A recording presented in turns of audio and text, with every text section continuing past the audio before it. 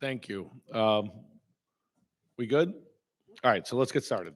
Welcome to the Public Safety Forum presented by the Village of Orland Park, the Village of Tinley Park, Orland Township, Cook County Commissioner Sean Morrison. My name is Paul O'Grady, and I proudly serve as the community of Orland Township as the supervisor. I'm glad to be here tonight as we gather here with a shared purpose to address pressing issues that affect the safety and well-being of our community. Throughout the course of this event, we have the privilege of hearing from our esteemed experts, community leaders, and dedicated individuals who have devoted their lives to ensuring the safety of our region. You know, before I was the supervisor, I was a patrolman out here for the Cook County Sheriff's Police.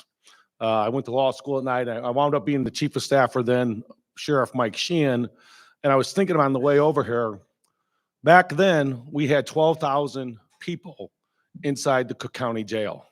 And I know Commissioner Morrison knows, and I know that now there's under 5,000 people in the Cook County Jail, and they're tearing buildings down. My question is, does anybody feel safer? Well, that's what we're here to talk about. How to feel safe, how to protect ourselves, and that's what our panel is going to discuss now. Please allow me to introduce our panel. Our mayor, Orland Park Mayor Keith Pekow.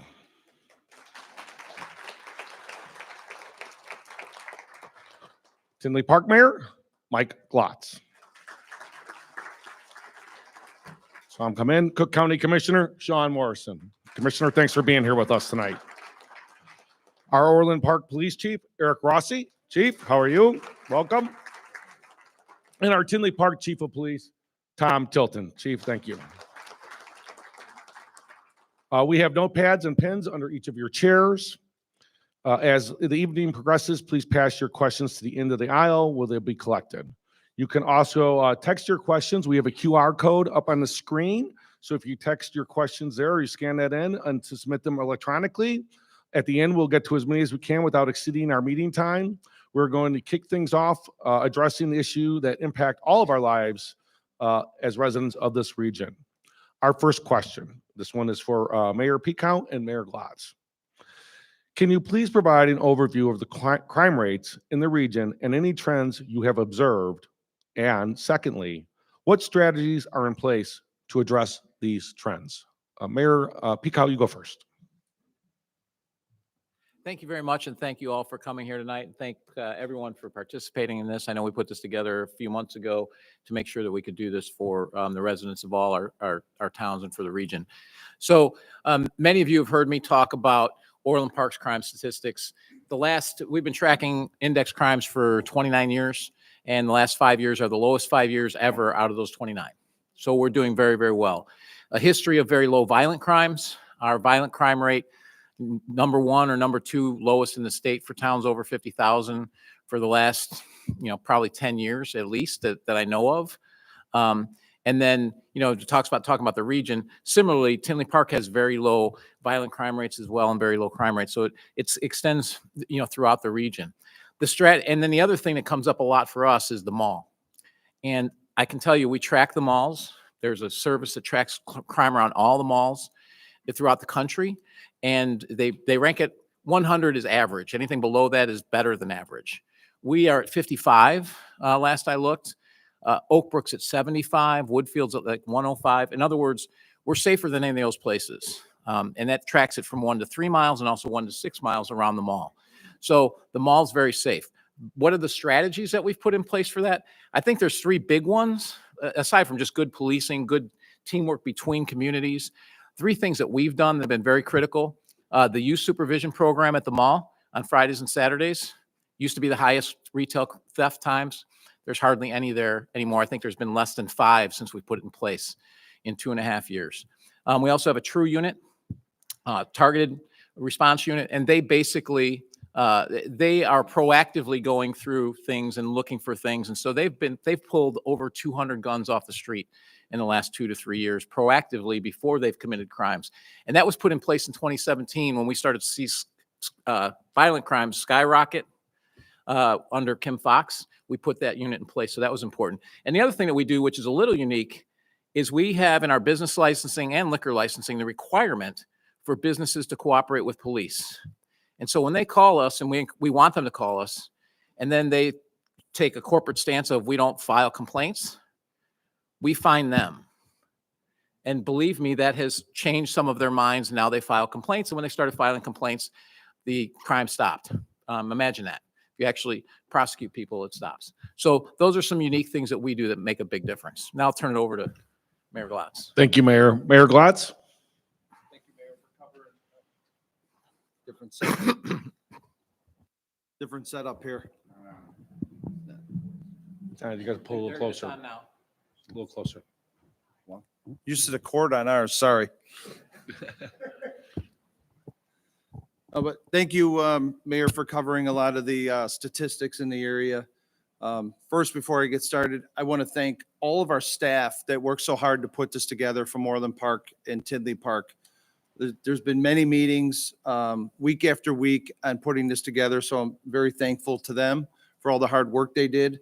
I also want to thank real quick our clerk, Nancy O'Connor, that's here sitting in the front, Trustee Bill Brady for attending. Thank you. And our village manager and Pat Carr and all of our staff.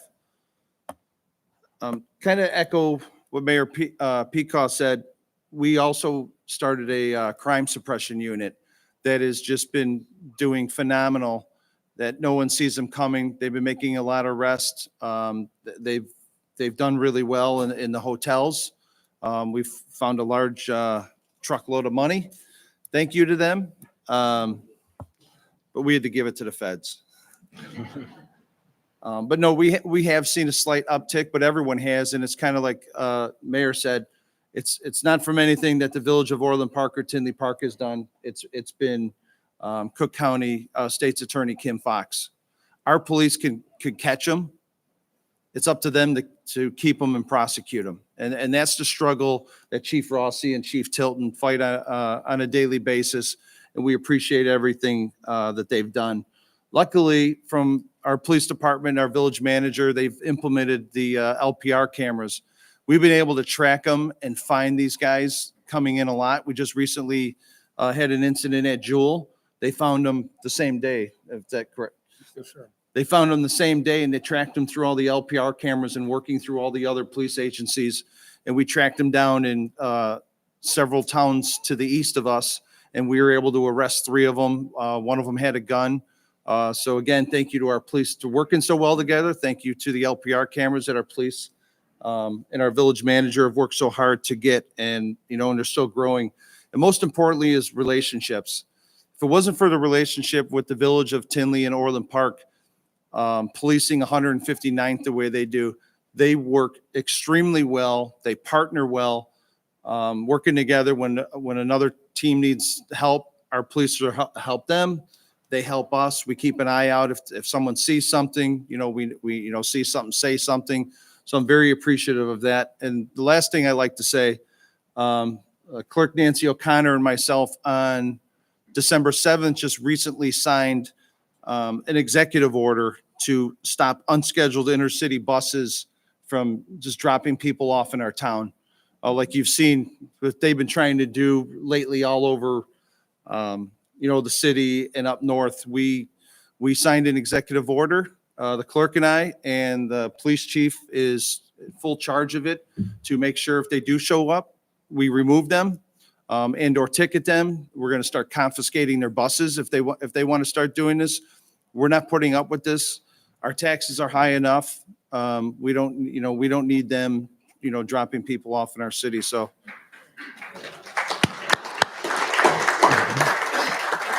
So again, last thing I'll say is just none of this could be done without the partnership that we have with our police in Orland Park and the village board from Orland Park and how we work so well together. So thank you, Orland, for working so well with us. And last but not least, our great Cook County Commissioner, Sean Morrison, at the end, who helps us with a lot of funding that we're not able to get through other resources, and he helps us through the county. So thank you, Commissioner Morrison.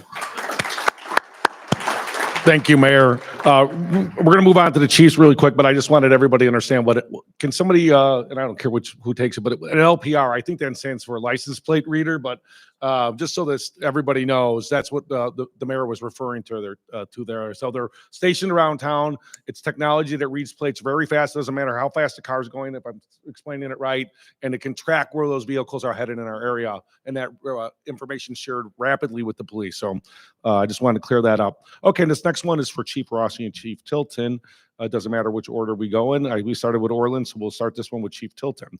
With the holiday shopping season in full swing, what measures are in place to ensure local shoppers and visitors can do so without putting their safety at risk? And if you know of any safety tips, please share them. Chief Tilton. Okay, thank you, Paul. One of the things that we've done in Tinley Park is to add additional police patrols to all of our shopping centers. We've also stationed officers in some of the stores. We do it randomly, so we have a different look every time people come to shop. We want you to see us in a high visibility role, and we want everyone to feel comfortable going into our stores.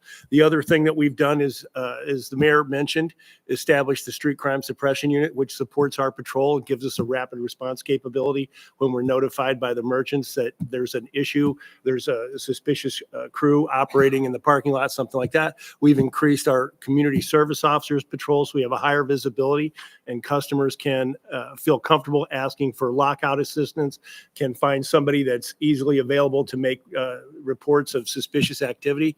And we've also put them in position to allow citizens and residents to let us know and make calls and report things much more quickly. So those are just some of the things that we've done just off the bat very quickly to increase safety over the shopping experience for the holidays. Thank you, Chief. Chief Rossi, same question. Thank you.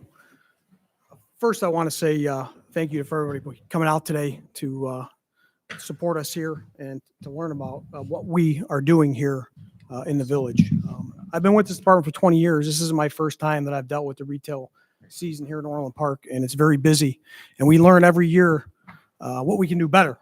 And when I get phone calls from Schaumburg to find out what's Orland Park doing to keep your shoppers safe, it makes me feel pretty good.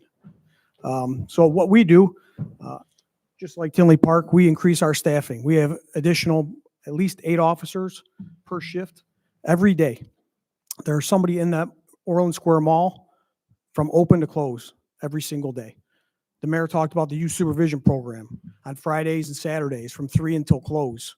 There's officers in there.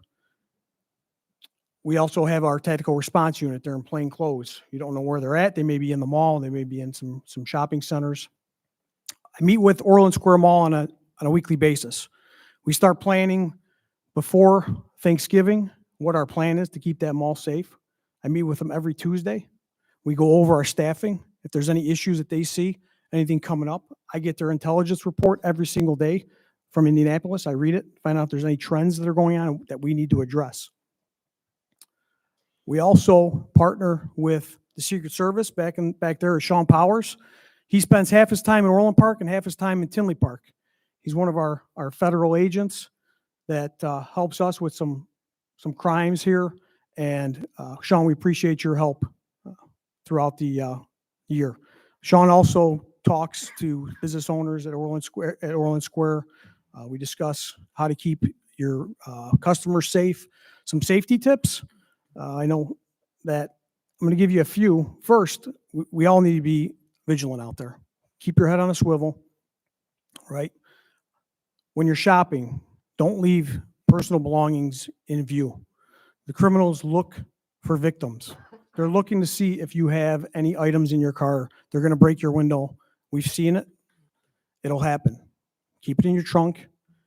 Park in well-lit areas. Make sure that your views aren't obstructed when you park. You don't want to park by campers, by big trucks. You want to make sure that you can see what's going on. Make sure you have somebody with you when you're out shopping. Those are just some of the safety tips that I can give you. I think that wraps it up. Thank you, Chief Rossi. We're going to move on to our next topic, and we're going to turn this one over. This one's for Commissioner Morrison. I hope you're ready. Here it comes. And the mayor's. Number 3, what are the implications of the Safety Act as it relates to our area? And secondly, how do we plan to how are we to adjust policies and operations moving forward? Sean, Commissioner Morrison. Thank you for that. You know, the ironic part is, as it pertains to the Safety Act, Cook County really has not experienced much of a change yet, according to the stats. And why is that? The reason that is because the Safety Act was implemented here first in Cook County back in 2017. The very author of the Safety Act, State Rep Slater, along with Kim Fox and President Breckwinkle, were it's the same act that was put in down in Springfield. So we've been operating here since 2017 under the effects of the Safety Act. So if you wonder how we went from a jail population of 10 years ago to 11, 12,000 people to where today it's about 4,700, and yet we have a massive surge of crime. Just by the way, counter to what certain elected officials state, crime is up excessively within Cook County and Chicago in 2023. There's a direct inverse. It's almost like a cross between the amount of offenders that are in prison and the amount of crimes that are occurring. If you look at a data on a graph, it'll literally look like a big X. But unfortunately, the data is pointing the wrong way. Many of you probably know, and if you don't, you should understand that our policies were changed in 2017, actually in 2016, by State's Attorney Kim Fox and Chief Judge Evans. And the main pillars of the Crime Act has made us into a position where right now, as we sit here, folks, in Cook County, between the Chief Judge and between the state's attorney, the two sets of monitoring, we've got over 3,700 violent crime criminals that are out on a home monitoring bracelet right now as we speak, sitting here tonight. Over 3,700 of them that their charge, their initial charge at that moment, is a violent crime. Many of them, over 1,700 of them, have multiple previous violent crimes that they're also out on. Those are the stats. Those are the facts. And these are the deleterious effects that we have that go out there. We're blessed that we live in the Southland region here. And you hear the great work that both of these mayors and both of these police chiefs have been doing here. And we truly are blessed. I live in Palos Park, which is a community over. And this, our Southlands are in far better position because we have police chiefs and we have mayors and we have folks that are taking it serious, that are taking crime prevention serious. When they talk about the amount of guns that they've gotten, or when Mayor Glotz talks about how his force has put these proactive things in place, that doesn't happen by chance. It's because our police chiefs and our mayors have made those decisions to actually take a proactive approach to doing those. Thank you, Commissioner. Chief Rossi, you're next.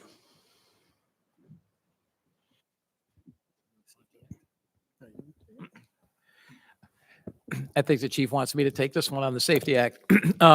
So the Safety Act, you recall the Safety Act when it came out, and I happened to be running for another office, and how we were called, everyone who was running for office, they were called liars for what we pointed out. Everything that they said we lied about, they then changed after the election, which made it at least a little bit more palatable. Some of the worst things in it went away. But to Commissioner Morrison's point, you haven't seen a big change in violent crime in Cook County because we've been living with this since 2017. Remember, I told you there was a spike in 2017, probably double in 2017 what it was in 2016. And when we saw that spike, we put in that targeted response unit. In 2017, our officer was named Officer of the Year for taking 2 guns off the street. 2. Okay. That was all for the whole entire year. This last 2 years alone, over 200 taken off the streets. Okay. So that's what the impact of Cook counties, and it's going to affect all the other counties. So you're going to see the other counties are going to have to deal with what we've been dealing with for 5 years. But what we have seen, and I suppose as we look back, we should have kind of seen this coming. I think the thing that we've seen since the Safety Act has gone into place is we've seen a huge spike in retail theft. So we've talked about how theft's gone down and how crime has gone down. It's going back up. And here's why. Because they can come steal whatever they want, and they know they're not going to lose their job. They're not going to be in behind bars so they can't take care of their kids. So they know they can steal whatever they want. And a perfect example is just last week, we had someone steal, about $3,000 worth of stuff, 1,250 from one store. Now, we were able to get felony retail theft charges from the Cook County State's Attorney like that. So that tells you how much evidence we had. Okay. Well, they were let to walk free, but their car was impounded. So what did they do? To go get their car, they went to the tow yard and pepper sprayed the tow truck driver. So now we're out there trying to catch them and bring them in for that, and they'll be allowed to walk for that too. So that's the type of stuff that you're going to see over and over again. And it's really the retail theft is what I think Cook County is going to see a lot more of, because there's just no ramifications for these petty thefts whatsoever. And they're just going to keep escalating and escalating and escalating. And my concern as a mayor, and I know the chief's concern, is eventually people are going to get tired of it. Businesses are going to get tired of it. They're going to take things into their own hands. And I don't think any of us want that. And this is where we're headed, because we're not holding people accountable. Obviously, since we have 12,000 people in the jail, now we're down to less than 5. Thank you, Mayor. Mayor Glotz. I already touched on one of them. Okay. Oh, to the Tinley Park table. I already touched on one of them on the crime suppression unit, that's staff and our police implemented together. But more of the details, I'm going to let Chief Tilton address that, who's been combing through this thing like crazy. So the impacts of the Safety Act on Tinley Park are essentially the same that Mayor Pacow and Chief Rossi are going to talk about from Orland Park. I'll have to say that in dealing with all of our supervisors and our commanders, we have not seen violent crimes, people who commit violent crimes not be detained, but as they've talked about, it does inspire retail theft. And we have, of the crimes that occur within Tinley Park over the last 4 years, the violent crime is very low and very stable, like the mayor was saying, Mayor Pacow as well. The violent crime is very stable. The largest number of criminal incidents that we have are both related to what we're talking about here in terms of theft, and that is commercial theft from retail stores, that kind of thing, and auto theft. And what we're doing is we're continuing to remain aggressive. We're trying to be proactive and anticipate areas and crimes that people are going to commit. We want to be in the malls, in the stores, in the shopping areas where we can already be there, because these things happen so quickly. Now, whether or not they're going to be detained, we can't concern ourselves with that. We have to continue to be aggressive, continue to take these people into custody, continue to bring them in and put them in the legal system. And that's what we have to focus on. As the mayor was saying, the more evidence we have, the more likely it is that we're going to get charges, but that doesn't mean they're going to be detained if there's not a violent act involved. So for us, I'm happy to tell you that we're not having the violent acts, a large number of violent acts, but the theft numbers are going up, and we're doing everything we can to be as aggressive as we can. As we were talking about in the retail areas and what we can do going forward for this holiday season, we're increasing our visibility. We're putting our people out where they can be the most responsive, and we're trying to educate the public to let us know when you see suspicious activity, when you feel uncomfortable, if you see something, say something. And your situational awareness and your being aware of what your surroundings are help us overcome some of the disadvantages that we're dealing with as we're discussing what happens once we get into the legal system. So let me just say one thing before that I didn't get a chance to say before we were talking. If you're interested in safety tips, or you're interested in how to make yourself safer and over a wide range of topics, car theft, auto theft, retail theft in the parking lot, when you're shopping, please go to tinleypark.org under police department and go to crime prevention. We have a very large number of community alerts that detail how you can make yourself safer. So please take advantage of that. Those are really well done, and I really want to put my hands together for our crime prevention staff who creates those bulletins. So please take advantage of that. Thank you. Thank you, Chief. Anything else on the Safety Act before we move on? Great. Here's another one we talk about. We're going to talk about mental health here, but we closed the mental health center over in Tinley Park, and now we have they're out amongst us. So Chiefs, this one's for you. How do you prioritize mental health and crisis intervention in public safety responses? And are there specialized units or programs in place to handle these situations for people in crisis? Chief Tilton, you go first. Thank you. You looked eager. So the way that we prioritize mental health is very simple. First of all, we've got 33 officers that are trained in crisis intervention. That's a de-escalation of an interaction between someone who's going through a mental health crisis and our police officers. We want to get them into a care-based response. We want to de-escalate. We want to get them into a situation where they feel comfortable. We can get them to the care that they need. One of the things that we're doing about that and to enhance that is, thanks to Orland Park, we're working with them on a grant which allows us to use Trinity mental health services. So we can provide mental health care to people that we interact with in the crisis intervention team environment. For our own mental health, we've got 10 officers who are trained in peer counseling, so they can work with our own officers and make sure that when they have these interactions, that they can depressurize and have any treatment that they need. And we also have a mental health awareness newsletter that comes out every month that keeps our CIT team, that keeps our peer counseling officers up to speed with the latest tactics, techniques, and procedures that they can use to help de-escalate these situations and get people into the care-based response that they need and that we can provide them. Thank you, Chief Tilton. Chief Rossi? So Orland Park, every officer is trained in CIT. Some type of mental health training. We have 27 officers that attend specialized training, 40 hours. Back in 2015, Orland Park developed the CIT program where we sent officers to the specialized training. In 2017, we partnered with Trinity, where we were able to send referrals to Trinity to help us. In 2019, we applied for a federal grant. We received $700,000. And with that grant, we created the Mobile Crisis Response Unit. And what that unit is we can call Trinity and they can have a clinician respond to the scene. Now, we did that for the first year in 2019, and in 2020, we brought in Palos Park, Palos Heights, Orland Hills, Midlothian, and Tinley Park. And they were part of that Mobile Crisis Unit, Response Unit, where they could also contact Trinity and have a counselor respond to the scene. That money went away in 2022. We went out and sought funds from a private funding source, and we were able to get additional funding to keep this program going for at least another 5 years.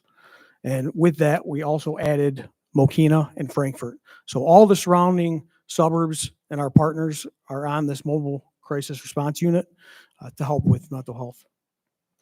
That's really impressive, Chief. Mayor Pico? And if I could jump on that for just a second, I do want to thank the chief, both chiefs for working together to put this in place, but I really want to thank Chief McCarthy for working so hard to make this happen, because I was there as all this happened.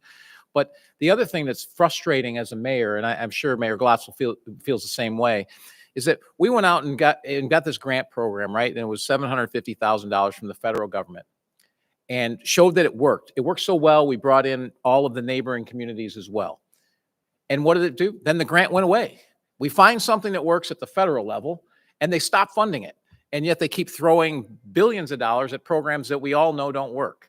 That's what's so maddening about sitting in this position. If we see something that actually works, let's keep doing it. If we see something, we try. I don't blame anyone for trying things that are good ideas, but if you see they don't work, stop throwing money at it, and let's throw money at the stuff that is proven to work. This reduced our mental health committals by 35%. And why is that important? Because I see the fire chief sitting back there. They can't commit somebody. We can. The police officers can. And so that means they're sitting in the hospital doing all of that paperwork. Well, if Trinity takes it over and they handle the complaint, now our officers are back out on the street, not dealing with a mental health crisis for 6 hours, and they're out there keeping you safe. So that's why that stuff is really important. Thank you, Mayor. Commissioner Morrison, I know, and I worked together very hard for years at the Cook County Jail, which was turning into a mental health hospital, because the answer to people in mental health crisis is just to lock them up. And I applaud both these towns for working together. It's a mental health issue. It's a medical issue. It needs to be addressed by medical professionals like Trinity and not our police. But they're doing a great job and looking out for people, and that's what they're supposed to do. So thank you. I'm going to move on now to the next question. This one is for Chief Rossi or Mayor Pico. How are we as a region staying up to date on new and emerging technologies that would benefit public safety? Well, for the most part, I'll kick this over to the chief, but I can tell you, since I've been here, we have supported everything that our police department has wanted regarding technology. And we had license plate readers when I got here, and we've added to those. We continually update technology. I guess the one thing I will say is that we're also connected, because we always hear about the mall. The mall has outstanding technology. They've upgraded their technology, and we have access to their cameras 24/7. We have access to their offices, their security offices 24/7. So it's very helpful to us to have all of that capability around the mall because it helps us solve crime. Thank you, Mayor. Chief Rossi? So I'd say one of my most exciting initiatives that we have going on here in Orland Park is a program called Fusus. And what Fusus is a platform where we can bring in cameras from residents, business owners, and it's all on one platform. It's integrated with our CAD system. So if there's a call at a retail establishment, we can click on that call and it'll pull up 4, 5, 6 of the closest cameras to that incident, which gives us real-time information for the officers responding to the scene. We're not waiting 10 minutes later. The officers, we can provide them with information on the suspect vehicle. Right now, we have Orland Square Mall. We just signed or about to sign an MOU with District 230 at Sandburg and 135. So we'll have live access to our schools. If there's an incident, God forbid, officers will get information. We'll get there fast and we'll save lives. It's a huge, huge program. It's going to grow every year. With that program, residents, you can also sign up for on the back table. This here is a camera registry. You can let us know that you have cameras on your house. We don't have to have access to them. We don't want to see them. But if there's a crime that occurs in your area, in your subdivision, we'll know that you'll have cameras on your house. We can go see you instead of wasting the officers' times to checking every individual house on the block that doesn't have cameras. We'll know where the cameras are in the subdivisions, and hopefully that'll help us get the information quicker and capture the criminals quicker. But the Fusus program, along with the flock, the license plate readers around the mall and throughout town, this is a very, very up and coming program, and it's going to help law enforcement. Thank you, Chief Rossi, and I agree. The ability to use residential Ring doorbells and to help our officers solve crimes when we just know where they are on the block, whether it's one house and you've registered and you're going to cooperate. That's us working together as a community and as neighbors with technology to keep our community safe. And I think that's so important. So I applaud the chief and mayor of Orland Park for doing that. I know Tinley's working on something very similar. So thank you for that update. And that's really important stuff. And as this moves forward, it's going to even be more important. That technology to charge the people that are committing the crimes, as the mayor talked about. The more evidence we have, the better the case will be. As a former state's attorney, I can tell you that. Okay, we're going to move on. Chief Tilton and Mayor Glotz, how can retailers collaborate with local law enforcement to enhance safety and security in their establishments? Thank you, Paul. Again, one of the things that we want to do is just make sure that retailers call police immediately when they have suspicious activity. The next thing is we want to encourage them to take their most valuable items and move them away from the store so they have easy access, right? And so as an organized retail theft group, if you want to drive up to a building and run in, it makes it a lot easier if the most valuable stuff is right by the door. So we want time to respond. So you move it in the back, then it takes longer to get out with it. So any minute, any second helps us. And if we're not already there, we'd like to already be there so we can meet them when they come out. But if we can't, it helps if you move it back inside the store. The other thing we want to do is make sure that they keep everything well lit. The parking lots are well lit, so there's no dark areas, so you don't have to feel uncomfortable or feel that you're obscured and nobody can see you. We also want to make sure that they install cameras inside and outside their stores, and we want to make sure they keep minimum amounts of cash inside their establishments so it makes them a less tempting target for a robbery. But I want to talk about real briefly what Chief Rossi mentioned, and that's the FUSA system. We're going to be trialing that and rolling that out in Tinley Park here as well, and we're going to be offering that to our businesses. So if you're a Tinley Park business owner, that will be coming to you in stages very shortly. But the most important thing is you have to take advantage of the opportunities that you have to install cameras, install lighting, harden your store so it makes it more difficult. We want to make it take longer to do whatever that they're going to try and do, so we have an opportunity to stop it or be in the area where we can prevent it. So those are things that we want to do. But one of the things I also want to add is you can contribute to that by being situationally aware. Like all of us have talked, the more aware you are of your surroundings, the more likely it is that you can report suspicious activity. You can see things that are happening around you. You can see things that aren't where they're supposed to be. You can see people who aren't where they're supposed to be or organizing to do something that you don't think that might be adverse to the community, and you can let us know so we can respond to it. I can't tell you how important it is to have an involved community to help these stores and these businesses overcome this. The more vigilant you are and the more communicative you are with us as law enforcement, the more likely it is that we can intervene and stop it. I'd like to say I can speak for Tinley Park, and I'm certain Chief Rossi feels the same way. I've got really good police officers that want to help you, and if they have the opportunity, they can seal the deal and close as much of it down as they can. Very proud of our officers, and they do a really, really good job. And the more advantage we give them in terms of reporting information and communication, the better off they're going to do. Thank you, Mayor. And the other thing I'd like to add as well is we have all our entrances and exits in all major thoroughfares are all covered. So if someone comes in and it's already been reported somewhere else, their license plate, we immediately pick it up and dispatch, and it shoots out to all the police on the street. We can flood an area in no time. I mean, right around the 159th in Harlem, when there's been situations, we've had 12, 13 police officers show up within a matter of 30 minutes when need be, right? And the best part about it is our relationship with Chief Rossi in Orland Park is the fact that they'll also assist us as well, which is great. That's what that collaboration is. And add one other thing to it. It's not just about the retailers, and how we help keep them safe. It's also how the village that our police keeps us safe when we have our own events, right? So we had a 4-day rib fest over 4th of July in Tinley Park. And if anyone was there was zero chance that anyone could come in or get out or do anything foolish. It was through collaboration of our first responders, our staff, our village manager, Pat Carr, and our whole police department from top down. I mean, that place was flooded. There was times we had well over 50 police officers there. Some were enclosed, some were not. And people didn't know. We have absolutely no problems. And same thing with Orland Park when they have their fest. Absolutely no problems. I went to their fest as well. And just like ours, you feel safe. There's police all over the place. So it's not just about the businesses as well. It's also our residents when we have our events, keeping them safe.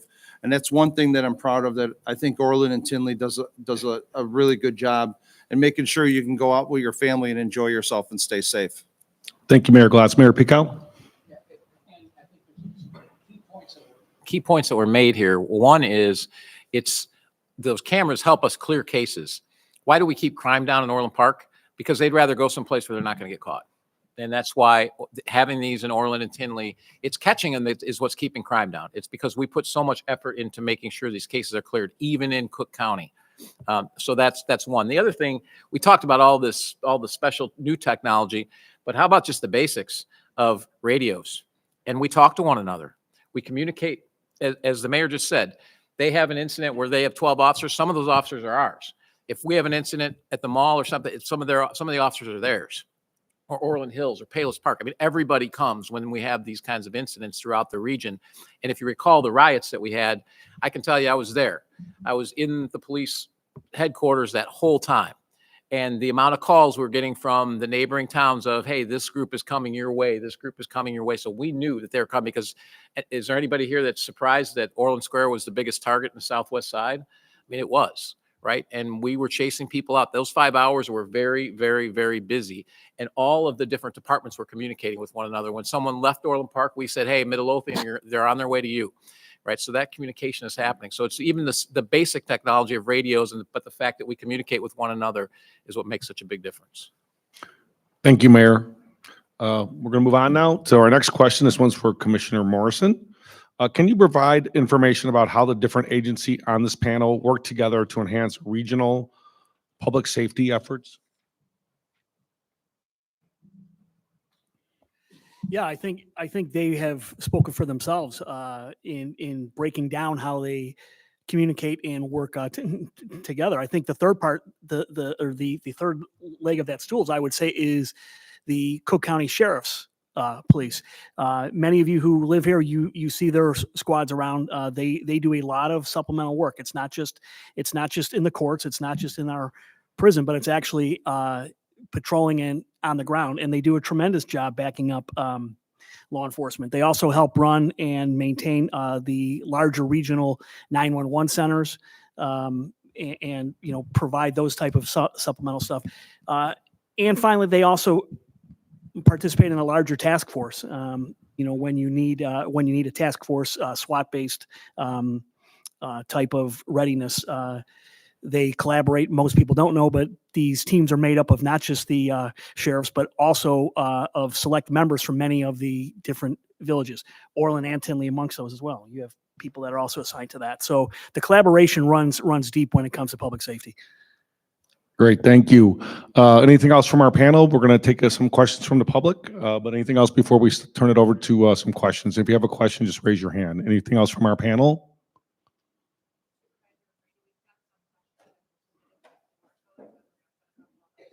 Okay, do you want me to read those? Great. Okay, we'll turn this over. We'll start with Orland again. Has the Orland Park Police Department affiliation with the federal government been effective in getting the bad guys prosecuted, given Cook County State's Attorney's weak stance on crime? Mayor? So absolutely, our involvement with the federal government has been very effective. When I talk to you about those gun crimes, oftentimes the state's attorney will not prosecute, and we end up going the federal route. And oftentimes the federal, the U.S. attorney will actually file those charges, and we get charges. We also had an incident where we had an individual, our TRUE unit again, our targeted response unit, grabbed someone at the mall. They didn't commit a crime there, but they happened to have a car without a plate. And so they looked inside and they saw a gun. So they sat on the car. The person came out. They ended up arresting this person. Our officer said that it's the worst person they've ever seen in their entire career. He was a 3-time convicted felon.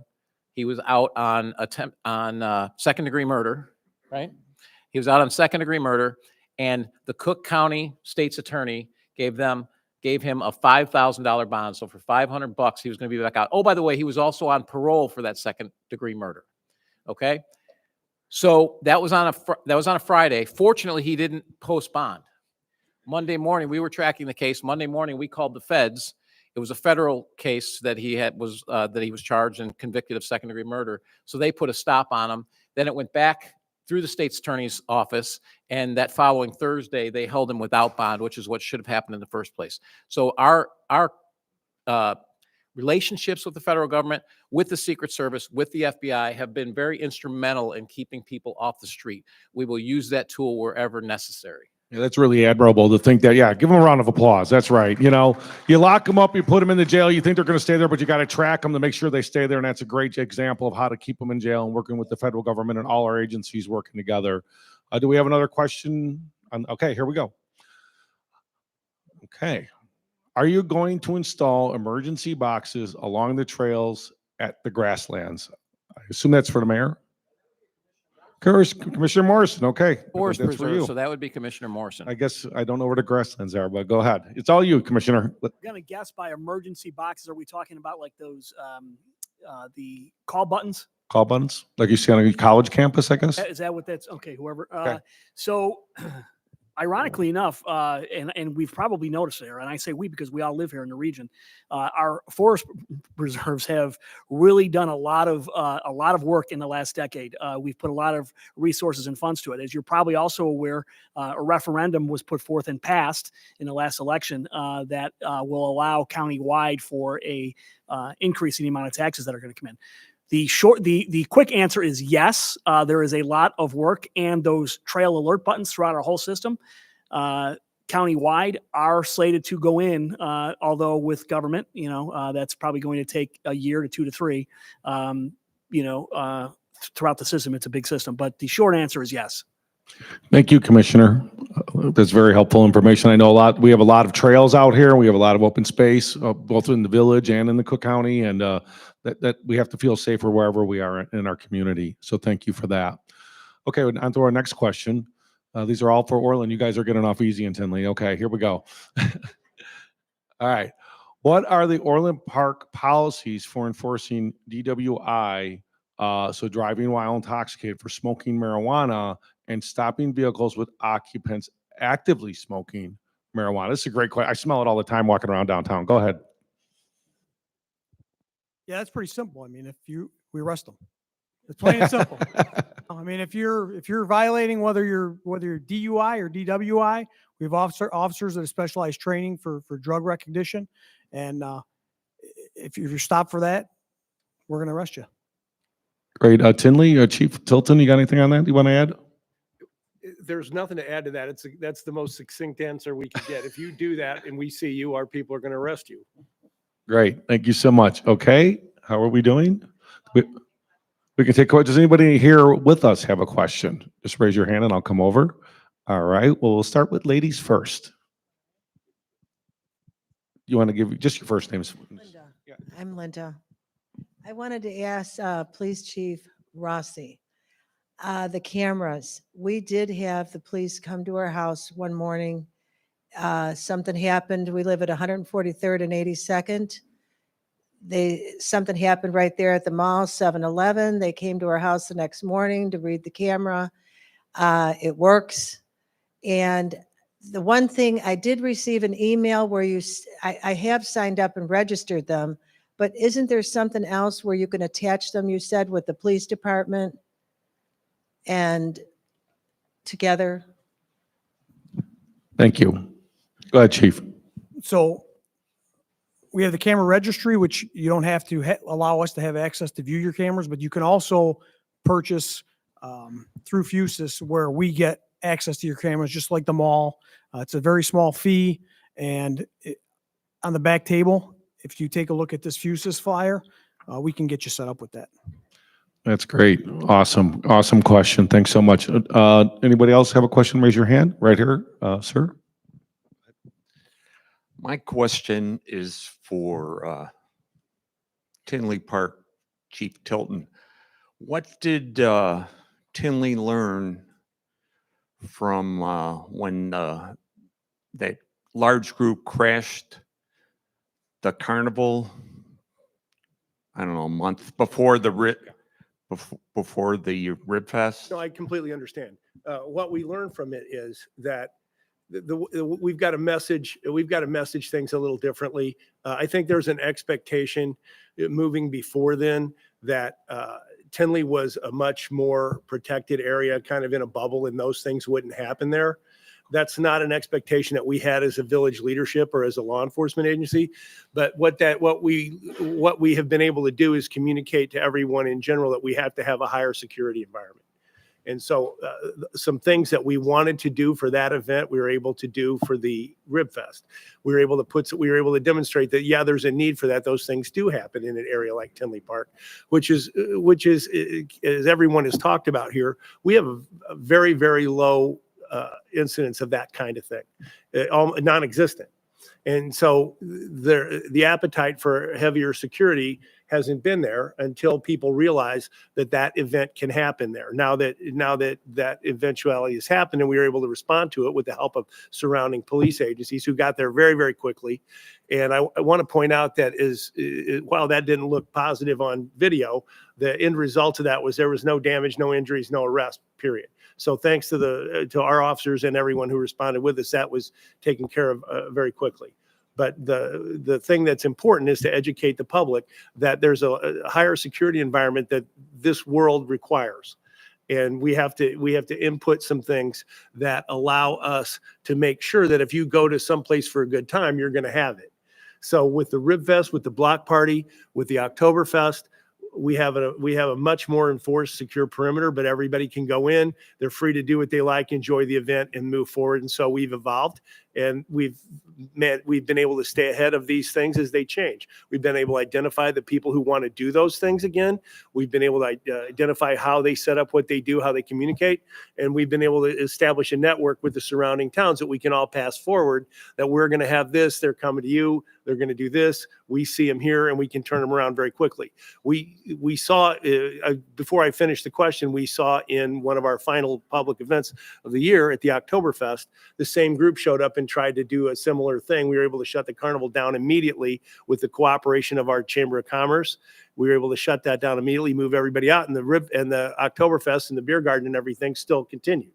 And no one was affected in any way, shape, or form, except some people that probably didn't have our best interests at heart and had a disappointing night. Yeah, Mayor, go ahead. Can I just add something to that? So the difference also was that was not a Village of Tinley Park event. It was someone else's event. And so that's why there was a difference between the Rib Fest and the block parties. And so to piggyback off of what Chief said with shutting the carnival down, at the Rib Fest, we were overseeing and in charge of the safety for that event. And that's why Chief Tilton and the rest of our first responders acted quickly and they shut it down. So that was unfortunate what happened in May of 23, but it was not our event. Great, thank you. Mayor Peacock, do you want to address some of the stuff? I know we have a lot of events here in Orland Park. We do have a lot of events here in Orland Park, and I got to give the chief a lot of credit, is that he had a lot of these things in place before the incident in Tinley. He had these in place because he saw it happening. And so even the exterior, the events put on by other people, they want our security. So we said, hey, if you're going to have our security, you need to follow our security protocols. You're using our location, unlike in their case where it wasn't their location. This was a village location.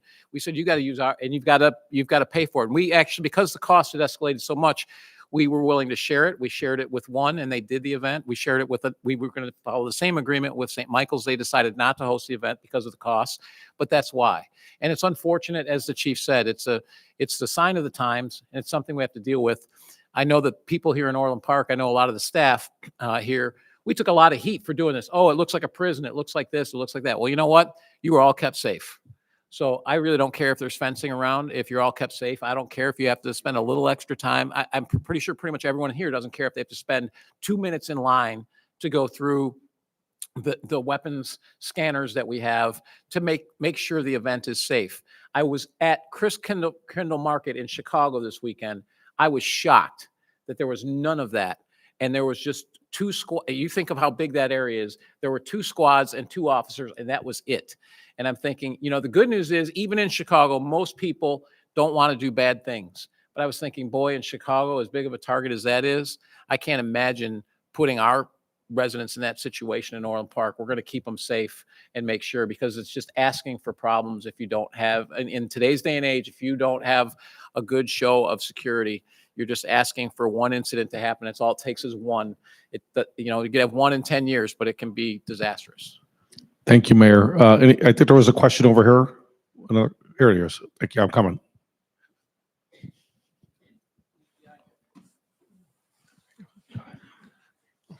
It sounds like you're doing a great job for crime.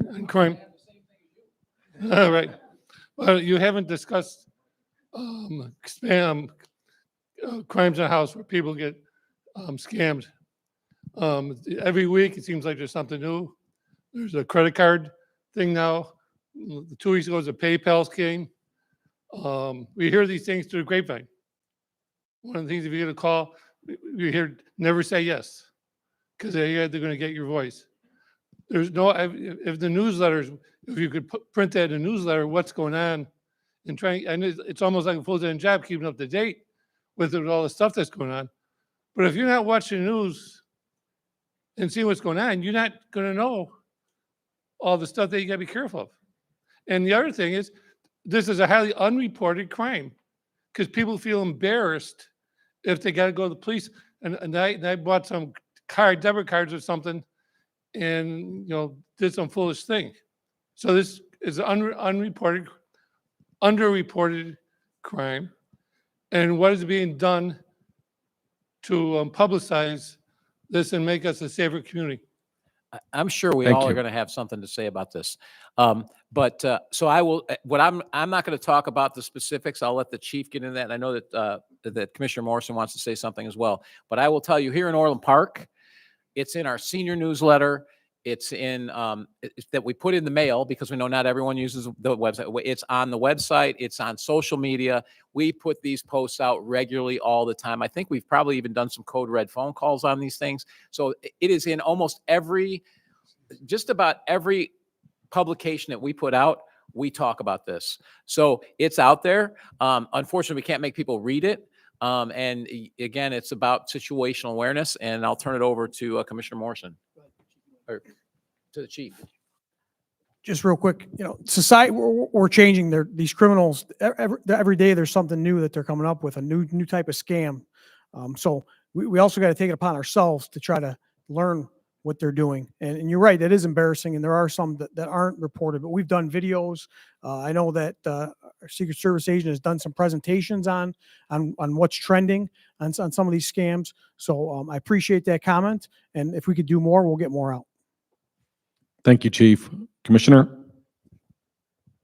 Thank you. My comment on that is anecdotal to the extent that in my capacity, I have 31 villages that fall within my district, and nearly all of them post within their social media worlds, within their websites. I've seen just about all of them have sections in there where they talk about crime safety and the scams. Obviously, scams occur, and you're right, sir. They are at an all-time high again, especially given the last about 6 weeks. They tend to target a demographic at about 60 years or older. And why is that? Because that's a typical retirement plus age. In America, you're blessed that a majority of the folks in the suburbs tend to have their homes paid off. They have access to cash, and there's a lot of data and litany of things that go along with that. The best thing is to just say no and hang up. And I will put one thing which is alarming, and our Secret Service gentleman, Sean, probably has seen this as well as the chiefs. Artificial intelligence is here to stay, and it is really, really spooky stuff. There's great things that it's going to be able to do, but as far as it pertains to crime and ability to commit crimes, to literally mimic voices, to literally mimic videos, you can just videotape you can videotape any person in the world, and within about 20 minutes, have them say that they shot JFK. And it will look absolutely 100% like that person. So there's things that you need to be aware of. The best thing is always say no. And look, the IRS is not going to call you to say that you owe money. The Social Security is not going to call you to say that you owe them some kind of money. I guarantee you did not win $3 million from a source that you knew nothing about. None of those things are real. Just ignore them, say no, and that's the best basic advice that I could give you. Thank you, Commissioner. Thank you for that answer. Chief Tilton? Thank you. One of the things I don't want to repeat everything that the panelists have said before me, but I do want to add, and once again, I want to reiterate that if you are a Tinley Park resident, or if you're not, go to tinleypark.org, police department, crime prevention, go to our community alerts. Our investigators and our operations division put all this information and how to educate yourself and what you should do if you fall victim to these kind of ruse burglaries, identity theft, these calls where they try to frighten you into thinking that you've got a relative that's in jail, that you have to give them your credit card and bond out. That's not the way the system works. And like everyone says, you've got to say no. I've spent a lot of time in law enforcement over about 40 years worth. And unfortunately, I've been in a house where elderly people have been victimized. And we've tried to tell them, this is obviously a ruse. This is not real. And they're so mesmerized by the people on the phone that believing the story they're being told, they continue to give money to the criminals, even while we're there to talk them out of it. So and that's a shame. So what you have to do is just understand that you have to say no, that some of the ruses that are coming toward you on the phone are simply too good to be true. And the IRS is not going to call you before you take any action or give anybody your money over the phone or give anybody your identifying information. There are ways to check on it. You can call the agency that's asking you to direct. Don't give the money, don't give your identification or your credit information over the phone, hang up, and then call for instance, if the IRS they're not going to call you. But if you're not sure, call the IRS themselves, look it up yourself and ask them, did you just call me and want my information? And they're going to go, no. So don't give them the money. Okay. So this sounds simple and it sounds obvious, but it can be confusing when someone calls you up and tries to give you a false sense of urgency and tricks you into giving your information. They understand who their vulnerable targets are. They spend a lifetime learning how to do it. They're smart people, but that doesn't mean that you can't. All you have to do to be smarter than them is hang up the phone. So once again, please take advantage of our educational materials. Please check our website and get the community alerts. If you're not sure who to call, if you're not sure what to do, that's a really good guide for how to go forward. Thank you, Chief. We have time for a couple more questions. We're going to try somebody. Yeah, go ahead, Mayor. One advice I would also give is I tell my wife and kids all the time, it's probably the biggest disagreement I have with my wife. She's a saint. Anyone that calls, she wants to answer the phone. Someone may be in danger. Like I tell her and I tell anyone else that'll listen, if they are not in my contact list, I do not answer the phone because it's that important. They'll leave a voicemail. You can call them back in 10 seconds. That's all it takes. So to avoid, copying your voice or anything else, I highly suggest if they are not in your contact list when your phone rings, just do not answer it. And if it's a true call, they'll leave you a voicemail. And the same thing, my wife, she keeps getting someone calling, about you have a Kohl's bill, it's late, you could pay right now. And she calls, just like, Mike, you gotta take care of this. Trust me. Just ignore it and hang up. And so then they called and I was home and she answered it again. She held me the phone. And I just said, if we owe a bill, which we don't, send me a new one and I'll pay it. And so you just got to use your head, especially with your home, if people that still have home phones. We still have a home phone. She won't let me get rid of it. If you don't recognize the name on the caller ID, I urge you to please not answer it because they're leaving a voicemail. You could immediately pick up the phone if it's a family member or a friend that's in stress that needs to talk to you because you get it right there live. It's not like a cell phone. So that's the only thing I would. And don't answer emails. I get a lot of PayPals and Discovers and Amazons. I've had my credit card hacked several times by Amazon, and this is actually something important. So I went into the bank and I asked them, you keep sending me new credit cards. How do these fake Amazons keep charging stuff to my information? Well, the bank did not shut off or decline that number. So it was still active, even though they canceled my account. So that number is circulated for my credit card, and I keep getting all these phishing where people are constantly sending. It was just $364. I just got recredited back to my account because the debit card, they did not delete the card, so it can still process. So Oh, that's amazing. Mayor, peek out. So now I know that I am not in Mayor Glotz's contact list. Well, now you know why I'm not answering now. Are we all good? We're running a little over. Do we have time? Oh, yeah. I just want to ask the Code Red program, who manages that? Because I signed up immediately and I haven't seen one yet, so I think something went wrong. Is it the police? The Code Red program. Are you Orland or Tinley resident? Orland. So the police department manages it, and we haven't sent out a Code Red recently, and Yes. Let me get your information and we'll take care of it. We're running a little over. If there's any more questions, just shoot the QR code and you can submit it to them and we'll get back to you. I'm going to get ready to close. I just wanted to say that, one thing I think we, can really appreciate is that, we have a great community out here, all of it from all of Orland Township, Tinley, Orland Park, and we have a great law enforcement. And I had one question before we go is, I remember years ago, there was 14,000 Chicago policemen. I believe there's under 10 now, and they're really struggling to hire. And I'm just wondering about the staffing here. Are we having the same problems here in Orland and Tinley, or are we fully staffed? I see a lot of young officers out there. It looks good. I'm curious. So I'll turn it over to the chief in a second, but we are fully staffed. And we've had a lot of retirements since I came on board, not just in the police, but throughout the village. So we're younger, but we are fully staffed and we still have a phenomenal department as evidenced by the results that we've had. But I'll turn it over to the chief as far as recruitment.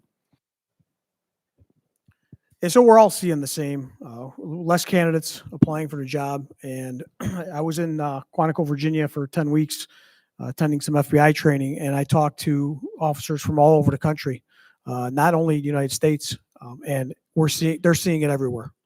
So we just need to continue to recruit. We have great officers, not only here in Orland, but also in Tinley. And I just want to say one thing that, just so everybody knows, that we communicate. If I don't talk to the deputy chief or the chief every other day at Tinley Park, they'd be saying something. We find what's going on in each community so that we know what trends are happening. So we have a great relationship, and I just wanted to say, Chief, thank you for that. We appreciate the partnership. Thank you. Thank you. We'd like to thank each and every one of you for your attendance this evening. If we did not get to your question and we'd like a response emailed to you, please stop by the table on your way out, and one of our volunteers will be happy to assist you and in facilitating that effort. I'd like to give us a round of applause for our panel. I want to thank the chiefs and everybody. Great job, and for Orland Park for hosting us this evening. Have a good evening and safe home.